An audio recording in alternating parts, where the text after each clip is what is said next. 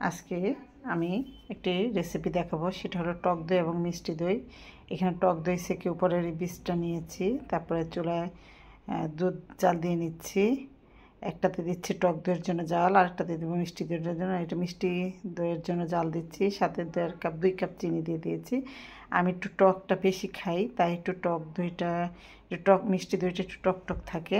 আর যারা একটু মিষ্টি বেশি খান তারা দিবেন। আর এখানে ক্যারামেল তৈরি করে নিলাম কালারটা আসার জন্য মিষ্টি দইয়ের। এই যে দেখুন আমার ক্যারামেলটা কতটা সুন্দর হয়েছে। আর হলো ক্যারামেলটা যদি কালার সুন্দর হয়, দইয়ের কালারটা অনেক সুন্দর হয়। আর এই যে ক্যারামেল মিশিয়ে এই দুধের সাথে দিয়ে দিচ্ছি। আর আস্তে আস্তে করে আমি সেঁকে নিব, যাতে উপরে কোনো লাংস না থাকে, সেগুলো মিক্সড করে নিচ্ছি। দুধটা একটু ঠান্ডা করে নিতে হবে দই করতে হলে। আর আমি এই দইটা প্রতিবার সেল দিয়ে থাকি, আমার অনেক দই যায় সেই হিসাবে। আর হলো এই মিষ্টি দইটা খেতে অনেক ভালো লাগে। আমার ঘরোয়া দই, প্রতি রোজা আমি এগুলি করে থাকি।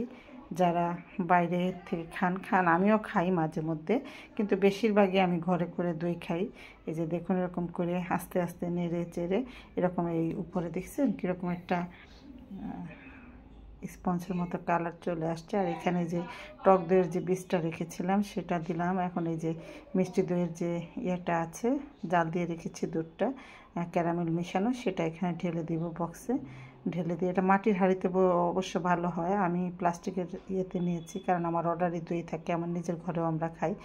আর আমি এটা করেছি দেখুন এরকম ফেনা ফেনা থাকে, বগুড়ার যে দইটা বলে সেই দইয়ের মতো একটা অনেকটা হবে। আর আমি ঘরোয়া স্টাইলে করি, উপরে একটু গরম দিয়ে ঢেকে দিব তাওয়াল দিয়ে। আর এই যে দেখুন আমার টক দইটা একদম ছোটো বক্সটার মধ্যে হলো টক দইটা আছে।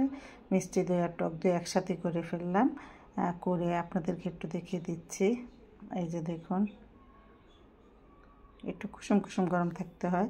এটা হলো টক দইটা করছি, ওই বীজটা দিয়ে এরকম করে আর একটু পানি মিশিয়ে টক দইয়ের টকটা পরিমাণটা বেশি করে দিয়ে তারপরে এই যেটাতে ঢেলে দিচ্ছি।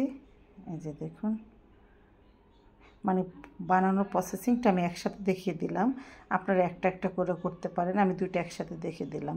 এবং খুবই সুন্দর হয় দই, খেতে অসাধারণ হয়। আর এইভাবে দিয়ে 4-5 ঘন্টা ঢেকে রেখে দিলে, দইটা কুসুম কুসুম গরম অবস্থায় রেখে দিলে দেখবেন খুব সুন্দর হয়ে গিয়েছে। আর হলো যদি দইটা আপনি আরও তাড়াতাড়ি করতে চান, তাহলে দইটাকে মাটির হাঁড়িতে দিয়ে একটু গরম দিয়ে চুলায় একটুখানি তাওয়া বা কিছুর মধ্যে গরম জায়গায় একটু বসিয়ে রাখবেন, দেখবেন প্রায় 1 ঘন্টার মধ্যে দই হয়ে গিয়েছে। আর এই দইটা হইতে 4-5 ঘন্টা সময় লেগে যায়। তা আমি এভাবে করে ঢেকে একটু তাওয়াল দিয়ে রেখে দিলাম। তারপর যখন হবে তখন দেখবেন একটু অপেক্ষা করতে হবে ধৈর্য সহকারে। আর চেষ্টা করবেন অবশ্যই আমার মতো করতে।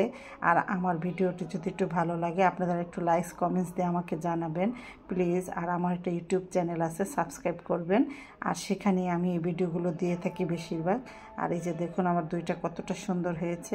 এই যে দেখুন এই যে ফেনা ফেনা উপর হয়েছিল, আমি যে একটুখানি নেড়ে নেড়ে ফেনা উঠিয়ে রেখেছিলাম, ঠিক সেই রকম হয়েছে। আর খেতে অনেক ভালো হয়েছিল। এই যে দেখুন কতটা ভালো হয়েছে দইটা। কালারটা আমি এরকম করেছি, আপনার ইচ্ছা করলে আর একটু ডিপ করতে পারেন, সেটা আপনাদের ইচ্ছা। আর আমার দইটা একটু টক টক হয়, টক মিষ্টি আর কি। আর আপনারা হলে একটু বেশি মিষ্টি খেতে চাইলে আর একটু মিষ্টি দিতে পারেন। আর দইটা ঘরোয়াভাবে করলে অনেক ভালো থাকে, স্বাস্থ্যসম্মত, হজম শক্তি বাড়ায় দই। আর এইভাবে করে খাবেন, আমার জন্য দোয়া করবেন। আল্লাহ হাফেজ।